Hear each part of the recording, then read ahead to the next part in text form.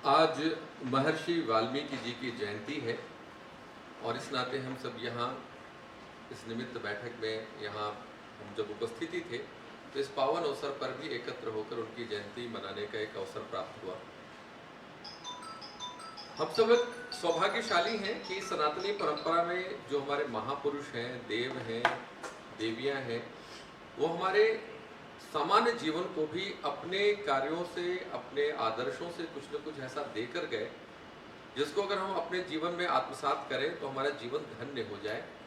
ऐसा उनके द्वारा किए गए कार्यों से हमको मिलता रहा है। महर्षि वाल्मीकि एक ऐसा नाम है जिनको कालांतर में भगवान की उपाधि दी गई और वास्तव में हम महर्षि कहते हैं, लेकिन उसके साथ अगर चिंतन करें तो ऐसा प्रतीत होता है कि दुनिया में अगर देखा जाए तो सबसे बड़ा ब्रह्मर्षि अगर कोई है तो वास्तव में वाल्मीकि है। उसका कारण ये है, एक प्रसंग आता है रामायण में, जब भगवान श्री राम विवश होकर कुछ परिस्थितियों वश अपनी पत्नी के त्याग की कल्पना करते हैं और उस त्याग की कल्पना में ये बात सामने आती है जब वो छोटे भाई से निवेदन करते हैं कि हम इन वजहों से अपनी पत्नी को अपने साथ नहीं रख सकते।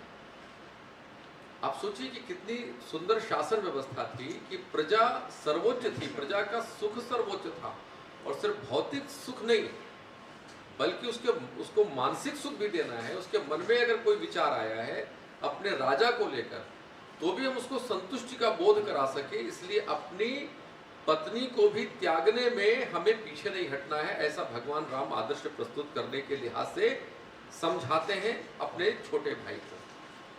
छोटे भाई से विवाद होता है, विवाद इस प्रकार का नहीं कि बहुत बड़ा वाद विवाद होता है, लेकिन मतांतर होता है और अंततः वो अपने बड़े भाई श्री राम जी की इच्छा का पालन करते हुए जो बताया हुआ स्थान होता है वहां पर माँ सीता को रख कर आते हैं। वो स्थान कौन सा होता है?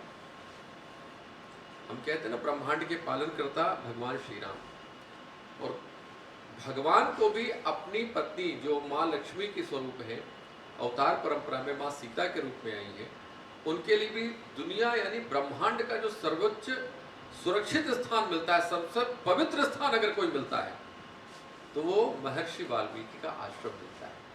अब कल्पना करिए, कुलगुरु कौन थे? महर्षि वशिष्ठ, ब्रह्मर्षि थे वो। भगवान राम के रण क्षेत्र की शिक्षा देने वाले कौन ऋषि थे? विश्वामित्र। लेकिन जब अपनी पत्नी को रखने की बात आई, कोई भी व्यक्ति अपनी पत्नी सबसे ज्यादा प्रिय होती कहाँ रखना चाहता है? जहां सबसे ज्यादा सुरक्षित स्थान हो। तो भगवान को भी पूरे ब्रह्मांड में अगर कोई सबसे ज्यादा सुरक्षित स्थान दिखाई पड़ा और पवित्र स्थान दिखाई पड़ा तो कौन सा दिखाई पड़ा? वाल्मीकि जी का आश्रम। और वो समय सिर्फ पत्नी का त्याग नहीं कर रहे थे, भगवान थे, लीलाधारी थे, उनको मालूम था कि मेरी पत्नी गर्भवती है। और कहते हैं ना, अपने यहाँ गर्भाधान संस्कार में एक बात आती है कि जब पत्नी गर्भवती है तो उसके अर्ध गिर्द का जो वातावरण है गर्भ में पल रहे शिशु पर पड़ता है। तो ये जानते हुए कि मेरी पत्नी गर्भवती है, उसको पवित्र ही नहीं बल्कि उसके पेट में पल रहे हमारे अंश को सबसे शुद्ध आचरण और संस्कार कहाँ मिलेंगे? तो वो वाल्मीकि जी का आश्रम। ऐसी कल्पना अगर की गई, और आपको बता दें कई बार ये हिंदी साहित्य में भी बात आती है, वाद विवाद भी होता है विद्वानों में, और कहा जाता है कि गोस्वामी तुलसीदास जी की जो रचना थी रामचरितमानस, उसे बहुत पहले जब भगवान राम जन्म लेते हैं, महर्षि वाल्मीकि उस समय तक पूरी रामायण लिख चुके होते हैं। यानी भविष्य में क्या होगी रामलीला, राम जी का जीवन कैसा होगा, चरित्र कैसा होगा, माँ सीता को इस आश्रम में आना, वो सब पहले लिख चुके हैं। अब आता है महर्षि वाल्मीकि का वह स्वरूप जिसकी वजह से हम उनको भगवान मानते हैं। भगवान ने ही अपने से श्रेष्ठ माना, तभी अपनी पत्नी को, अपनी गर्भवती पत्नी को वहां रखा। आज छोटी छोटी बातों पर परिवारों में विवाद होता है। हम कुटुंब प्रबोधन की बात करते हैं। महर्षि वाल्मीकि के चरित्र को समझें। एक परित्याग की हुई पत्नी को अपने घर में रखना, उनके बच्चों को संस्कार देना। वो बच्चे कौन थे? अपने पिता से वंचित बच्चे। जो जानते हैं बाद में राम जी को कि राम जी हमारे पिता हैं, तो मन में एक आक्रोश का भाव पैदा होना चाहिए था। महर्षि वाल्मीकि सारे संस्कारों को देने के बाद अपने पिता जिसने त्यागा, यानी जिसने दंड दिया उसकी मां को, उनके मन में भी कितनी पवित्रता से उस मर्यादा का पालन जो भगवान राम अपने चरित्र में करते हैं, उससे भी बड़ी मर्यादा का पालन वो लवकुश के संस्कारों में डालते हैं। और इसीलिए कोई शत्रुबोध नहीं होता है।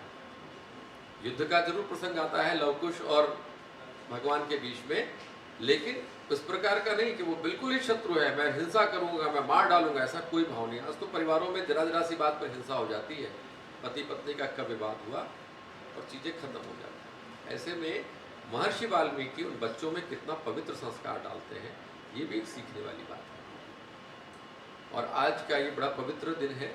हम जीवन के हर अंग को स्पर्श करने वाले संगठन हैं, और इसी नाते आज जो हमारा प्रभाग है, कितने 18 संख्या में, उसी प्रकार से जीवन के सारे आयामों को अगर हम छू रहे हैं तो ये भी स्पर्श करने वाली बात है कि हम अपने साधु संतों द्वारा किए गए कार्यों से हम अपने जीवन में क्या उतार सकते हैं, ये भी सीखने वाली बात है। और इसलिए भगवान की परंपरा में महर्षि वाल्मीकि आते हैं। यह भी संकल्प होना चाहिए कि जीवन में हम जिस प्रकार से सबकी बर्थडे मनाते हैं, परिवार के जनों की मनाते हैं, आज अगर भारत तिब्बत समन्वय संघ ने महर्षि वाल्मीकि की जयंती मनाई है, तो ये क्रम निरंतर रहना चाहिए, टूटना नहीं चाहिए, और सब परिवार महर्षि वाल्मीकि जयंती हम मनाएं। इस प्रकार का भाव हम सब लोग अपने मन में जागृत करें। इन्हीं शब्दों के साथ भगवान राम की जय, मगमा सीता की जय, और साथ ही साथ भगवान वाल्मीकि जी की जय।